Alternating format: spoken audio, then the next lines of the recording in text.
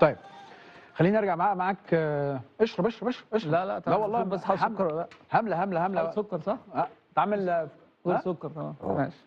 ما تعمل لنا واحد تاني، ده ينسون ولا ده ينسون؟ إيه؟ ما تعمل ماشي، لنا ممكن بعد اذنك تعمل لي واحد تاني سخن. يلا بينا يلا بينا واحد سخن تاني. جرب السكالانس لا وحياتك هتضيع. خلاص. لا انا والعافيه. خليك انت في الخاص والحاجات دي حلوه دي حلوه دي حلوه. لا من غير سكر خالص. طيب عايز اسالك بقى على يسطرب مدير الفني الجديد للنادي الاهلي. ايه الاخبار؟ راجل ماشي معاكم ازاي؟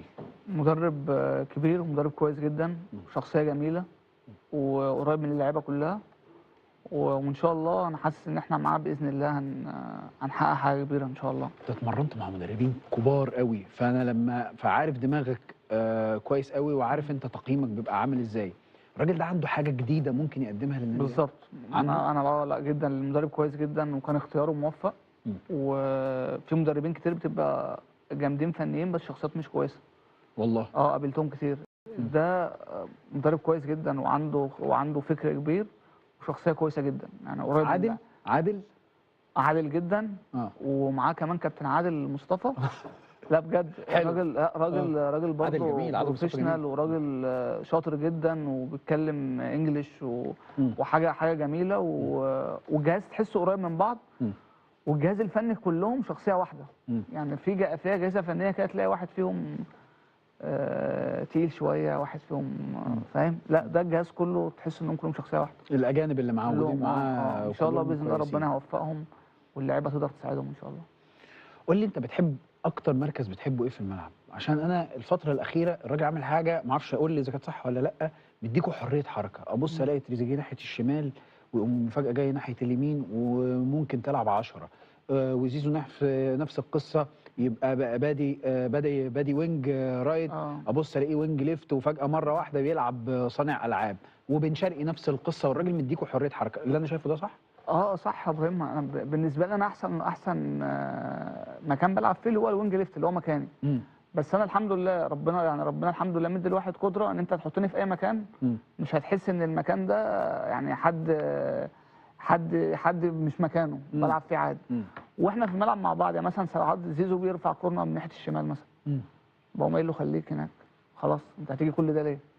انا هكمل هنا قبل ما انت تاخد نفسك. بن شرقي نفس الكلام. اي لعيب بيلعب، احنا في الملعب برضو المدرب ليه خططه وليه كل حاجه وبنمشي عليها كده. ايوه فاهم. بس انت في الملعب ساعات يا ابراهيم، انت في الملعب انت المفروض برضو انت كابتن في الملعب. يعني انت كلاعب عندك خبرات وعندك حاجات، ساعات بتشوف حاجه المدرب نفسه بيقول لك لو انت شايف حاجه اعملها.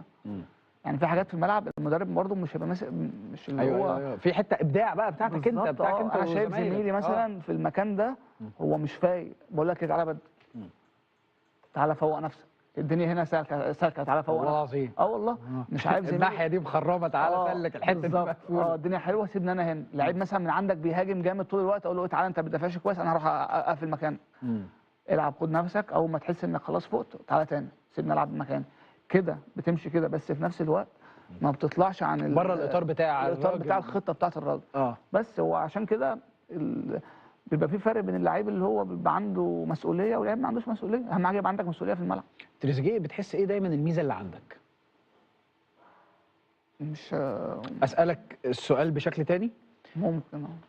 هل بتحس ان انت الدور الدفاعي اللي انت بتقوم بيه جنب الدور الهجومي بيخلي اي مدرب مقتنع بتريزيجيه؟ انه انت تعالى ارجع، لو انت بتلعب ناحيه الوينج ليفت تعالى ارجع مع الباك ليفت لحد او تعالى انزل لحد نص او ميل معاه. يعني بتحس ايه اكتر مميزات تكتيكيه عندك تخلي المدير الفني، اصل انت كل الناس الله اكبر الله اكبر بسم الله ما شاء الله كلهم مقتنعين بتريزيجيه، والفكره مش بس فنيه، هي فنيه واتخيل ان هي استيعاب تكتيكي يعني. الحمد لله ابراهيم، زي ما بقول لك الواحد انا اصلا احسن حاجه اعملها ان انا اقف قدام هطلع لك نار.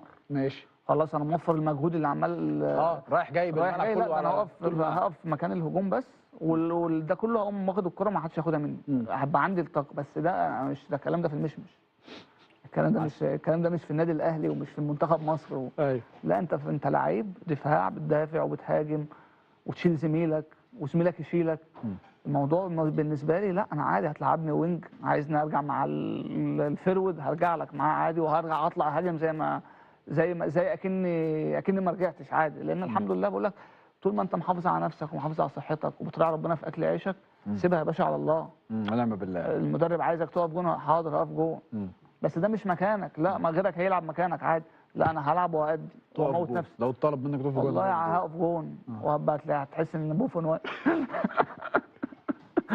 صحيح، دي حاجه بحسها فيك دايما تريزيجيه. طيب هسألك على المجموعه اللي انت جيت عليها واللي احنا كنا بنتكلم في حلقه امبارح عليها، المجموعه القديمه. حسين الشحات نزل ماتش الزمالك، ماتش الزمالك تألق وساهم. بتشوف ازاي حسين الشحات، بتشوف ازاي طاهر، بتشوف ازاي مروان عطيه، بتشوفهم ازاي؟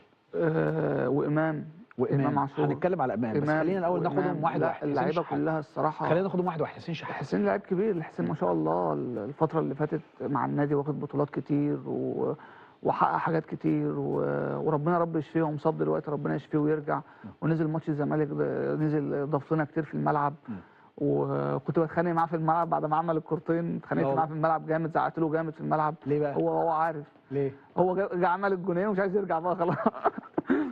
يا ابني يا ابني خلاص انسى الجونين ارجع. بالظبط. لا طبعا لعيب كبير وربنا رجعه بالسلامه واضافه لينا. اللعيبه كلها انا زي ما قلت لك يا ابراهيم احنا جايين على ابطال. صحيح. احنا لعيبه جايه، انا اقدم منهم، انا لعبت مع الجيل الذهبي القديم. لعبت مع تريكا؟ لعبت مع تريكا وكابتن بركات وكابتن عماد متعب مع حفظ الالقاب ووائل جمعه وحسام غالي. طبعا الناس ديت زرعت في الواحد يعني ايه ازاي تحب النادي الاهلي. فانا كنت بلعب مع اللعيبه ديت من زمان، يعني انا عندي 16 سنه بلعب فريق اول. مين اكتر واحد اثر فيك في الجيل الذهبي؟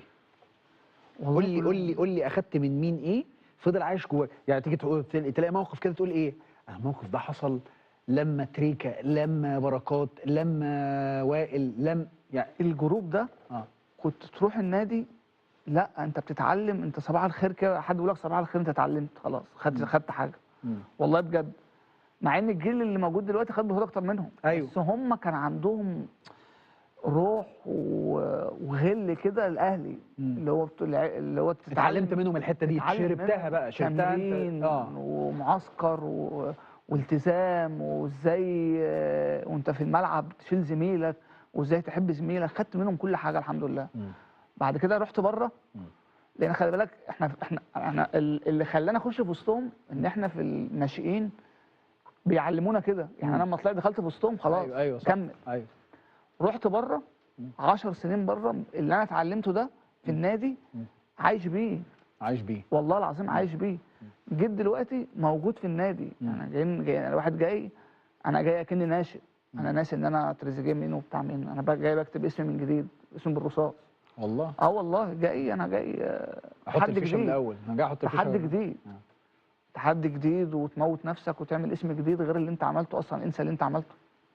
امام عاشور بتقيمه ازاي؟ بتشوفه ازاي؟ لعيب كبير، لعيب كبير جدا، وربنا رجعه بالسلامه. متاثر الاهلي بسبب اصابته؟ مش النادي الاهلي ما بيتاثرش بحد. النادي الاهلي بس هو لعيب اضافه كبيره ولعيب جامد جدا، وربنا يشفيه يا رب ويرجع بالسلامه، لان الفريق محتاجه وان شاء الله يكسر الدنيا. احنا ما شاء الله احنا معانا لعيبه احسن لعيبه في افريقيا. اسالك سؤالين. اتفضل. الاهلي هياخد الدوري السنه دي؟ ان شاء الله، ان شاء الله باذن الله. كاس؟ ان شاء الله، اي بطوله هنخشها ان شاء الله باذن الله، ربنا يوفق ان شاء الله باذن الله.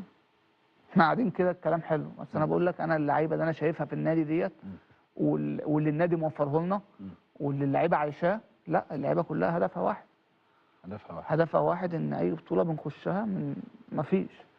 تشوف ازاي عوده كابتن سيد عبد الحفيظ المره ديت، ولكن كعضو مجلس اداره وقائم بالاشراف على الكره؟ كابتن سيد كان ليه برضه فضل عليا في الفريق الاول، يعني كابتن عالم مرشحني.